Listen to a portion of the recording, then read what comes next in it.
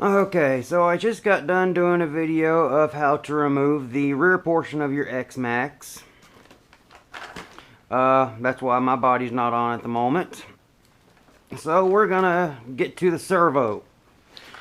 If you ever need to get to anything, this is how you're going to want to do it. The easiest.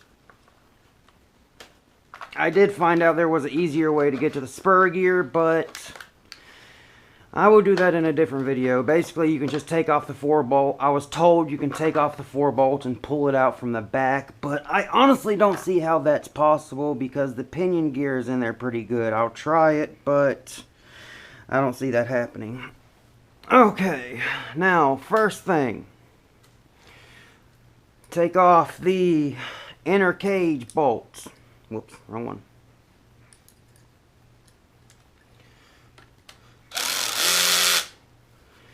Make sure you got your clutch on your drill set so it won't slip, because you are taking bolts out, but don't set it so tight that it may strip out a head. I've already made that mistake. Well, you will see that in just a second. I took the bit because I took the screw because it's the same size, and I turned it into a flathead. Now you're going to want to completely remove the skid plate, because this is how you get to your servo.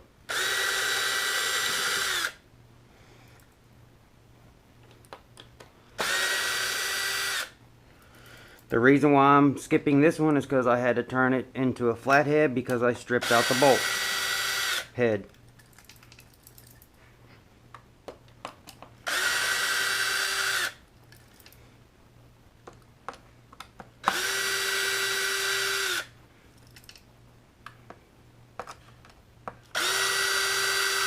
With this part, there's no motor you have to remove. It's pretty fairly simple. There's fewer bolts that you have to remove. And now I have to go to this bolt that I had to turn into a flathead. It's a little bit slower to get off, but it works. That's all that matters to me. I'll be getting a new bolt for it. But for now, flathead works just fine. And I can really torque on it. Damn it.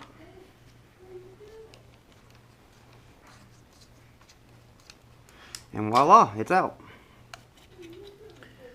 So now your skid plate will come off. Now back up top, you're going to want to remove this little brace, this little bar right here that goes from your servo to your steering itself. And with that, you're actually going to have to use the 2mm bit that comes out, because that is stuck to your servo. Right here is your servo, right in there. This arm right here is stuck to your servo. Again, you have these same, if you watched the video of how to remove the rear, you have these same 4 bolts up top. They're nice and long.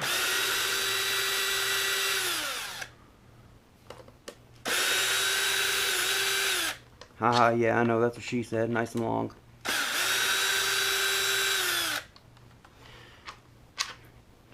Take these out.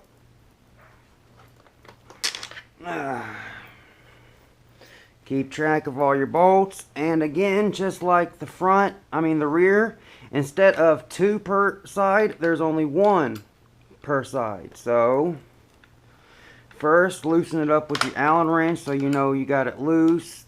That's how I stripped out one of my other bolts. I put a power tool to it and I stripped it out. Put the drill to it. It comes right out. And place it off to the side. Same thing for this one. Come on now. Place it off to the side. And there you go. There's the front. Now, there's your servo. To remove your servo, there's a screw here, and a screw here. 2.5 millimeter. Now, make sure when you do it, you first go into your receiver box right here and unplug it, because yes, it is plugged in. It's got to get power from somewhere. But that is how you get to your servo. This is your servo. This is your steering servo. If you get something in there, it will jam up. If it makes a constant, sort of like a beeping, grinding noise, shut it off or you will burn out your servo. So, now we are going to put everything back together.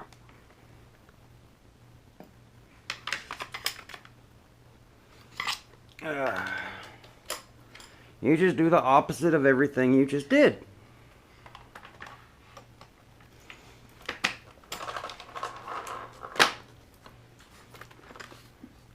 Except here you have to watch out for this little arm so it doesn't get stuck anywhere, because it's going to make it a little harder for things to go back in place. Okay, you hear that nice big click, everything's back in place. Pick it up, spin it, as long as you move the back tires and the rear tires move, but you can see, no servo. We will get to that in a sec, it's no big deal, it's just because the screw's out of place. So we're going to take these 4 big screws, put them in to their designated spots, and set the clutch to 2. My leg. Oh.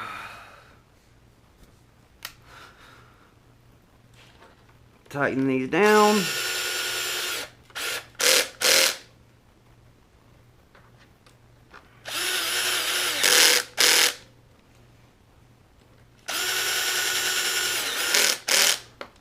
So as you can see, it's not as hard to get to the, there's more bolts because of the skid plate. You can take the front off without taking the skid plate off, but I was showing how to get to the servo with the skid plate. To take it off without the skid plate, just again remove the 4 screws for the front instead of the 4 screws for the back, and the front section will pop off. Yes, the skid plate actually does help hold everything together. Now, since we're still up top, we're going to put the 2 screws in right here. Set it to 1, because going into tubular plastic, it can expand and you will strip some threads. I've done it already. Not on this.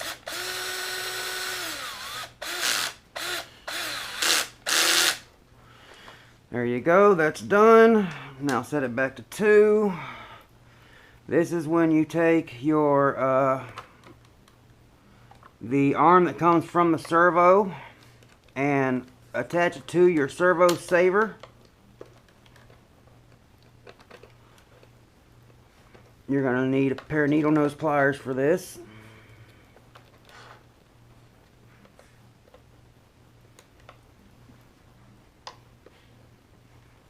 It's a little tough to get it in place, but you'll get it.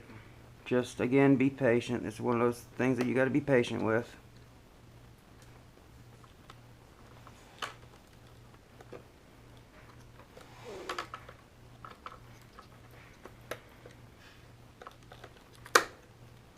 See, goes into place. Get your screw in. Once you get your screw in, you can let go of that. I'm going to use this because with these smaller bolts, I like to do them hand tight.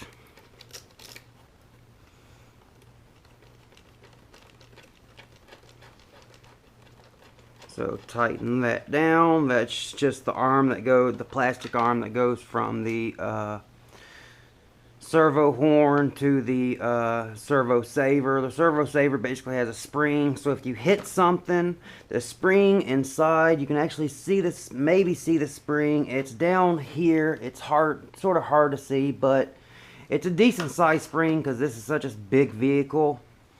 If you put too small of a spring, every time you try to turn, the wheels won't turn. But basically, if you hit something real hard, like you saw right there,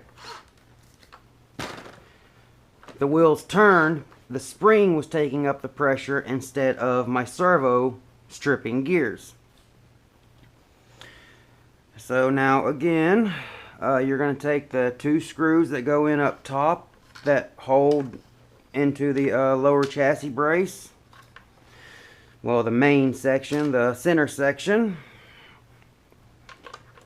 Tighten them down.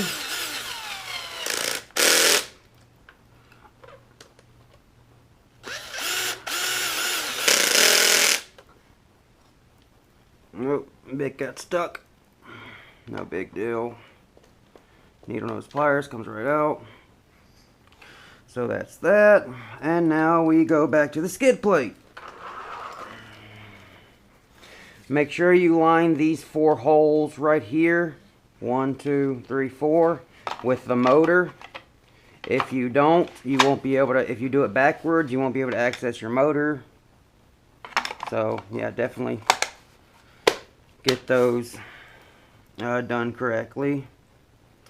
And if you're watching closely, you can really see how fast I'm able to get this done, because I'm using a power tool. But be careful using power tool when using metal screws going into plastic bits, because you will strip the plastic, not plastic bits, plastic parts. That's the one I turn into a flathead. I'll do that one last. I always leave that one up front, because I'm not working on the front nearly as much as I'm working on the back. The back is where all the power comes from. Always changing gears. Whoops, got the wrong bit. Need flathead.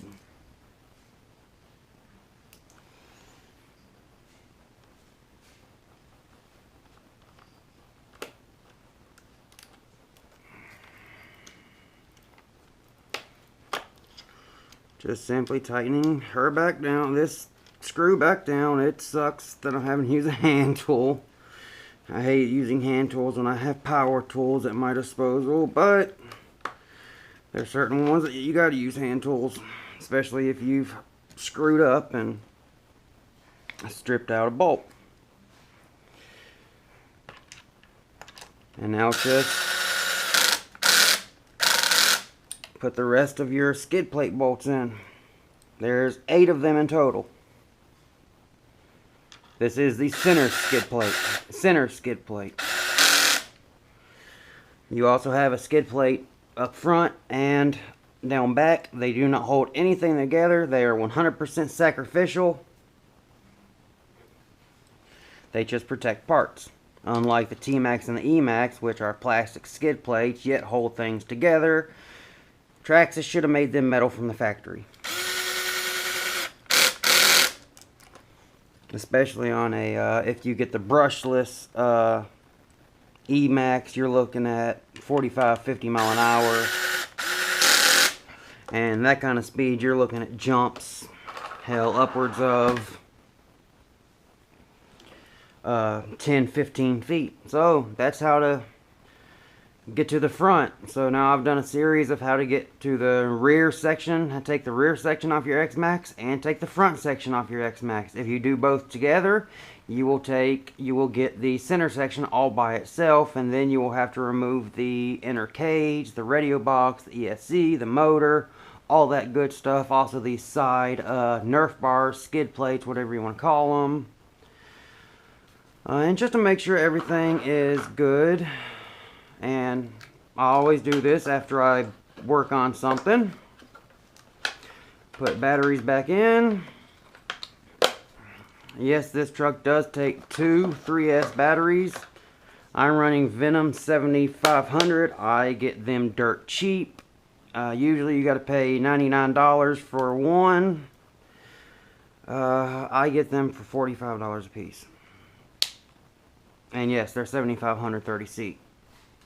So now we take the vehicle, turn transmitter on, turn vehicle on,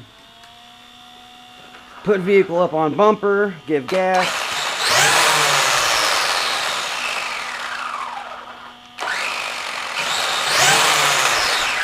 That works. Steering? Yes, steering.